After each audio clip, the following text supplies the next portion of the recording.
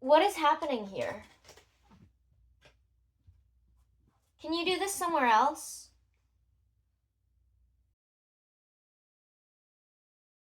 Hi everyone, welcome to my booktube channel. I'm Siwon, this is Ollie, and I love to read. Today I'm going to be reviewing Love Redesigned by Lauren Asher. This is a really popular book talk bookstagram book, so I picked it up to see what the fuss is about, and I'm happy to report that I really enjoyed it. Love Redesigned is a small town, second chance, rivals to lovers romance. It follows Dahlia and Julian, who grew up as family friends and childhood rivals, always trying to compete, always trying to outdo each other. And they go away to college and they become actual friends and maybe even fall in love a bit. But after they share a kiss, Julian declares that Dahlia is nothing but a distraction to him, and breaks it off, breaking Dahlia's heart in the process. So they have no contact for a long time. Dahlia goes on to be a very successful interior designer. She moves to San Francisco. She has her own TV show, and Julian goes back to their small town where he becomes a big construction person. I don't know the term for that. He has a construction company. He used to be a carpenter. And yeah, so they have no contact up until when the book starts, which is when Dahlia comes back to her small town after the breakdown of her 7-year relationship. And she meets Julian on the first night. They have an argument, of course, and they pretty much swear that they're going to avoid each other while she's back in town. Unfortunately, their mothers have other ideas. Their mothers have had hearts in their eyes ever since the children were born and have always wanted them to be together. And Julian's mother convinces him that he needs to cheer Dahlia up, that he needs to work on a project with her, and Julian is going to do anything for his mother. So he says yes, and he manages to find this house that Dahlia has always wanted to renovate. And he manages to half bribe, half blackmail her into working on it with him. And of course, throughout this process, feelings are rekindled, they end up clearing the air, and they fall back in love.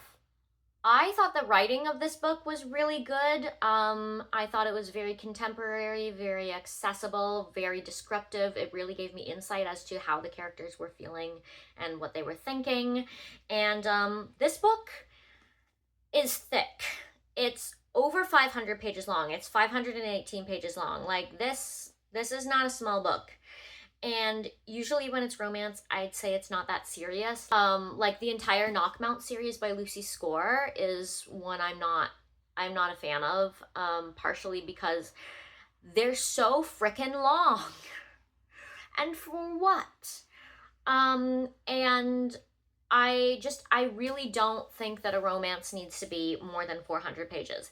However, I thought the pacing was really well done in this book. I didn't feel like it got repetitive, and I felt like I just felt like it took the right amount of time for the story to be told. I really loved the characters. I love Julian. He's a really sweet man. He's very protective. He's very loyal. He's closed off in a way, but it's only to protect himself. And he does actually really open up to Dahlia, and I feel like they have great communication, even though they obviously didn't when they were younger. When Dahlia confronts him with like questions or truths about how she felt about the things that happened in their past, he was actually really willing to go there and be vulnerable with her, which I thought was really beautiful. I love Dahlia. I think she's really smart. I think that it's a really interesting representation of depression, the way that like a big knock to your life can send you into a spiral, and how hard it can be to get out of that. I thought that it was really fun to watch them work on the project together, to redesign the house together, to see the way that they admire each other's strengths. And yeah, just overall, I really enjoyed watching them fall for each other again. There's also a speech in here that I personally really appreciated, which is Dahlia can't have children because she risks passing on faulty genetics to her child, and that child will end up severely disabled. And Julian doesn't want kids, so this doesn't bother him, but he did have kids. He is perfectly fine with adopting, and he says that to him, adoption is not the second best choice because his brother's adopted, and adoption is what makes his family whole. And I am an adoptee myself, and I really appreciated that speech because I have been told by many people in my life that adoption doesn't make real families, that your parents don't love you like real parents do. And I've read a lot of things, seen a lot of things in the news. I mean, there's that whole thing about the woman who like rehomed her child because he was like autistic or something.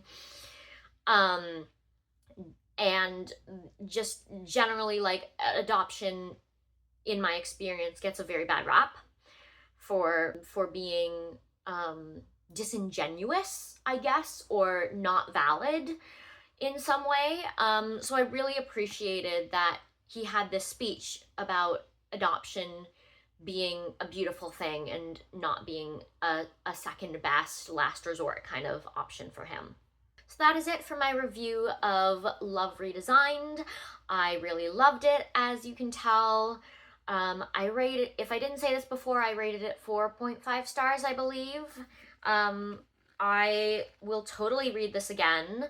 I actually read this on Kindle. It's on Kindle Unlimited. So I read it on KU initially and then bought my hard copy because I loved it so much and I want a trophy copy.